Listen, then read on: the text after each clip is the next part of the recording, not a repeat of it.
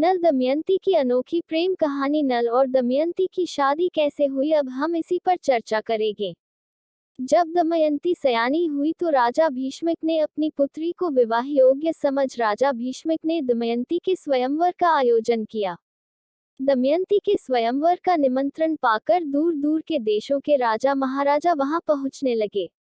राजा भीष्मक ने उनके स्वागत सत्कार की पूरी व्यवस्था कर रखी थी। राजा महाराजा तो क्या, इंद्र और लोकपाल आदि देवता भी बिना निमंत्रण के ही उस आनिध्य सुंदरी के स्वयंवर में भाग लेने पहुंचे। राजा नल की कीर्ति सुनकर दमयंती उसके प्रति पुनर्तः आनुष्ठ हो गई थी। यह बात देवता इंद्र, अग्नि, वरुण और यम जो इस स्वयंवर में भाग लेने आए थे, उन्हें पहले ही ज्ञात हो गई। ये चारों देवता दमयंती से विवाह को उत्सुक थे। उन्होंने पहले तो स्वयं नल का भेष बदलकर अपना प्रतिनिधि दूत बनाकर बरगलाने के उद्देश्य से जो हुए थे, उनके पास आकर बैठ गए। स्वयंवर का सभा मंडप भिन्न भिन्न देशों के राजाओं से खचाखच भरा हुआ था। देवता, यक्ष, नाग, गंधर्व, किन्नर, मनुष्य सभी समुदायों के प्रभावशाली व्यक्ति इसमें उपस्थित थे।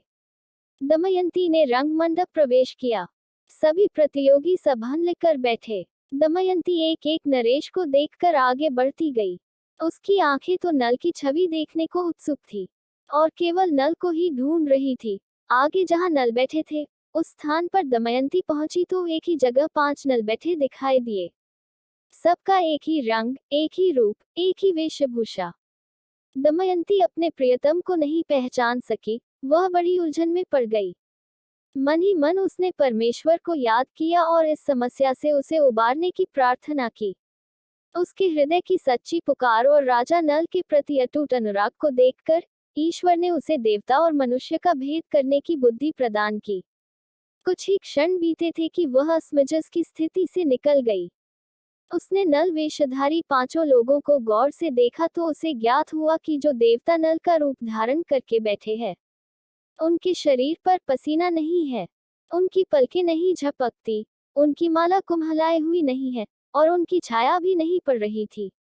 राजा नल में ये सभी बातें भिन्न दृष्टिगोचर हुई और इस रीति से उसने अपने प्रियतम को पहचान लिया और राजा नल के गले में वरमाला डाल दी। दमयंती को पाकर राजा नल अत्यंत हर्षित हुआ। देव दुर्लभ वस्तु प्राप्त कर उसके हर्ष की सीमा नहीं रही। दमयंती जिसने देवलोक का अद्भुत वैभव और ऐश्वर्य ठुकरा कर राजा नल को स्वीकार किया। इतने बड़े त्याग को देखकर राजा नल दमयंती के हाथों बिना मोल बिक गया था। राजा नल उस परम रूपवती दमयंती का कृतज्ञ और आभारी था। दमयंती निषद नरेश नल की महारानी बनी। प्रेम और सुख से उनका समय बीतने लगा। राजा नल दमयंती के हाथों बिना मोल बिक गया था। राजा नल उस परम रूपवती दमयंती का कृतज्ञ और आभारी था। दमयंती निषद नरेश नल की महारानी बनी। प्रेम और सुख से उनका समय बीतने लगा। सुख दुख का चक्र निरंतर चलता ही रहता है। समय सदा एक सा नहीं रहता है। राजा नल गुणवान, धर्मात्मा और पराक्रमी थे, परंतु जुआ खेलने का एक दुर्गुण भी उनमें था और यह दुर्गुण उनके दुख का कारण बन जाता है। जुए में राजा नल अपना सारा राजपाट हार गए। जब भाग्य प्रतिकूल होता है तो विपरीत परिणाम ही प्राप्त होते हैं। रानी दमयंती की सलाह का भी उस पर कोई प्रभाव नहीं पड़ा। परिणाम स्वरूप राज्य त्याग कर शरीर से वस्त्राभूषण को उतार वे केवल एक वस्त्र पहने हुए दमयंती के साथ नगर से बाहर निकले।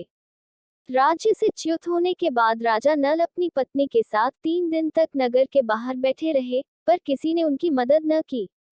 जल पीकर 3 दिन बिताए।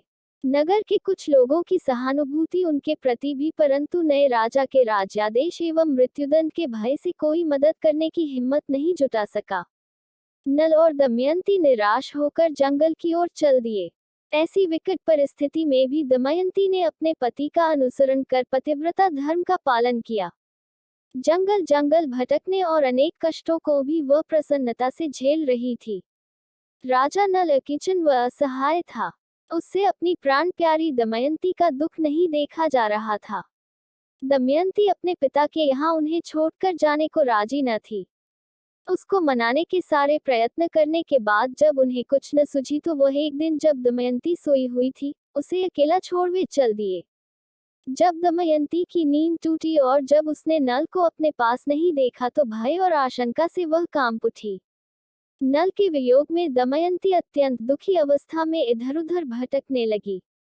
दमयंती ने यह कभी नहीं सोचा था कि देवलोक के ऐश्वर्य को ठुकरा कर मैंने जिस व्यक्ति से प्रेम किया है, वह राजा नल मुझे जंगल में अकेली और असहाय अवस्था में छोड़ जाएगा। क्या यह पुरुष प्रकृति है या कठोर नियति? उसने अपने आप को संभाला और जो कष्ट उसे झेलना है, उसे क्यों न वह संयत भाव से झेले, यह सोचा। सम्मुख आई विपत्ति का दृढ़ता से मुकाबला करना क्षत्रिय नारियों की अद्भुत परंपरा रही है। विकट परिस्थिति में भी उसका धैर्य नहीं डगमगाता, पतिव्रता का सतीत्व भंग नहीं होता। वह जब प्रतिकूल से प्रतिकूल स्थिति का मुकाबला करने को उद्यत हो उठती है तो उसे अनुकूलता में परिवर्तित कर देती है। दमयंती ने नल से बिछुड़कर अनेक कष्ट भोगे, संकट सहे पर हार नहीं मानी और अपने प्रिय की खोज में लगी रही। अंततः उसे अपने निर्दिष्ट उद्देश्य में सफलता हासिल होती है और वह अपने पति राजा नल को खोज लेती है। संकट का समय व प्रतिकूल परिस्थितियों का अंत होता है और नल और दमयंती का पुनः मिलन होता है। नल फिर अपना पैतृक राज्य प्राप्त कर लेते हैं। राजा नल और दमयंती की स्टोरी के इस पूरे घटनाक्रम में दमयंती का विभिन्न परिस्थितियों में धैर्य, प्रेम, पतिव्रता और साहस प्रकट होता है, जो समाज के लिए अनुकरणीय है। आज भी भारतीय समाज और संस्कृति में दमयंती का नाम काफी सम्मान के साथ लिया जाता है। जगह जगह नल और दमयंती रागनी नाटक आदि का आयोजन कर उन्हें याद किया जाता है। प्लीज वीडियो पसंद आए तो लाइक और चैनल पर पहली बार आए तो सब्सक्राइब, कमेंट और अपने दोस्तों के साथ शेयर करना मत भूलना।